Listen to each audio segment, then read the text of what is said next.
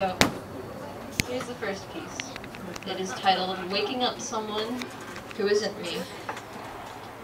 I want zombies, the walking dead. I want them to pound cold fists against my door, my windows. I want to hear wood splinter and glass shatter, living corpses shambling and trampling toward me to keep me company. I want them to fall into my bed, onto me, cold fingers caressing, grabbing, pulling. I want to feel the weight of living death on my shoulders, on my chest, heavy and so right now. I want to feel teeth and icy cracked lips on my wrists, my ankles, my neck, lovers who want me so very badly, whether I want them or not. I want to feel teeth biting, tearing at my flesh, skin and muscle separating from bones, pain that means I'm alive, alive until it stops. I want to feel warm blood running down my arms, my entire body pulling around me, soaking ruffled sheets. I want to close up, I want to close my eyes and wake up someone who isn't me.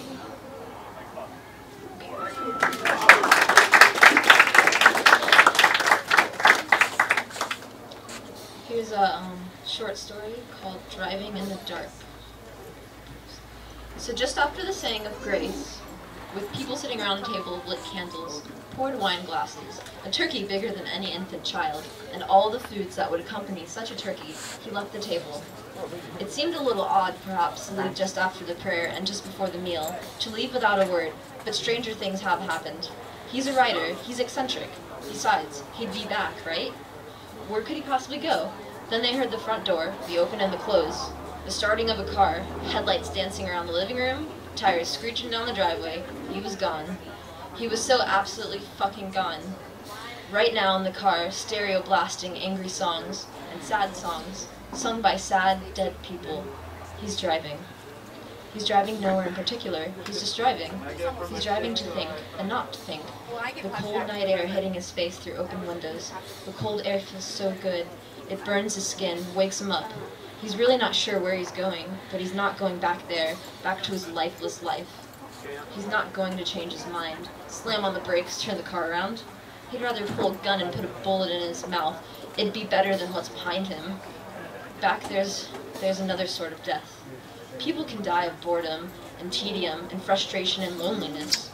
They're just as sure to kill as a bullet, but they're slower, more quiet-like. They kill by inches and years, not with a click and a bang, and pieces of your face scattered around the room. Who needs that sort of mess anyhow? He'd feel bad for the poor fuck who'd have to clean him off the ceiling. No, he's not going back. He just doesn't fit, never has. Back there, he's alone in a crowd. He always feels like he ought to be somewhere else. He's thinking about where's just now, driving through the cold dark. He thinks about God as he's sitting at a red light across from some church. He could stop by, see if anyone's home, see if God's home. God probably won't answer the door, though. God never answers anything. We're all just solicitors trying to sell him something, trying to get him to buy our prayers, keep me safe, make me happy. I'll be good, really, I promise. He's heard it all before. He's not interested. The light turns green, gas pedal hits the floor, the car doesn't stop. Not here. He could go to some bar, get shit-faced with all the cash in his wallet, sleep it off back at the car, but he's done that before. Liquor's a goddamn fucking blast until it isn't. Until you wake up enough mornings feeling like you got dragged under a truck, genuinely wishing that truck had finished you off. Bars are just somewheres that usually leads to nowheres. But usually, yeah. At least that's been his experience. He needs something different. Something he's never found in a shot glass, or a church, or behind the door he left before he got in his car and sped away.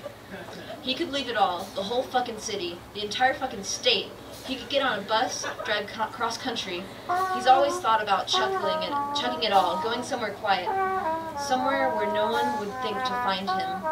Maybe he'd write postcards a year or two later. Hi, I'm not dead. I'm just in Casper, Wyoming. He'd find a little house to rent, maybe a small apartment. He'd do odd jobs around town, shoveling snow, serving coffee in some diner, anything that pays anything. He'd read all night, listen to music as he falls asleep in a place that's his own. He'd be alone, but not entirely lonely. He'd have a blank canvas. He could create a different reality. He'd have blank pages on which to write the story of him. thinks about ditching his car at the bus station, a gesture that says, "Well, I'm out, it's been real." He looks up at the stars, wonders what those stars look like in Casper. There's a girl, though. There's a girl. At another red light, another stop, he thinks about her. He loves her. She's always in his head somewhere. She's really where he's wanted to be all night, not driving around. He's just afraid that it's too much to hope for being with her. Still, he could drive across town. He could go to her. He could tell her about the dinner and the door closing behind him. He could tell her he loves her completely, how much she feels like home to him. He could hold her close, tell her she's beautiful. She is beautiful. He can't look up at the night sky and find a single star as beautiful as her. He could tell her he wants to fall asleep with her in his arms, that he wants to wake up in the morning and see her soft eyes smiling at him. He could kiss her in the moonlight, tell her he just wants to stay with her a while, however long a while might be. He could go to her and see what happens. The light goes green, tires spin against pavement. He thinks to himself, well, fuck it, Casper isn't going anywhere.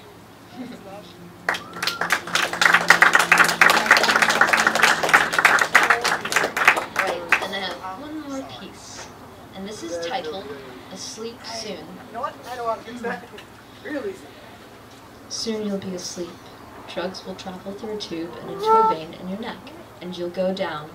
It'll feel like 40-year-old scotch, like the best sex you ever had, and you'll go under, totally lost and happy to be so. Yet, before the drugs take you, before life fades to black, you wonder about things. You wonder if you'll wake up again. You wonder if where you'll go if you don't wake up. You wonder if you're a good person, if you deserve a return trip to consciousness. Mostly, though, you think about her. You think about her gorgeous brown eyes, the little strand of curly brown hair that dangles behind her ear. You think about her voice, how the sound of it makes you so happy. You never hear her enough. You never tire of talking with her. She's ridiculously smart, endlessly interesting. You think about holding her close, her warmth against your chest. You think about holding her, kissing her, soft and slow like. You wonder what she thinks about you, if you'll see her again. The drugs are hitting you now, and soon you'll be asleep. Thank you, Michael, for letting me read your stuff. It's amazing. I'm speechless.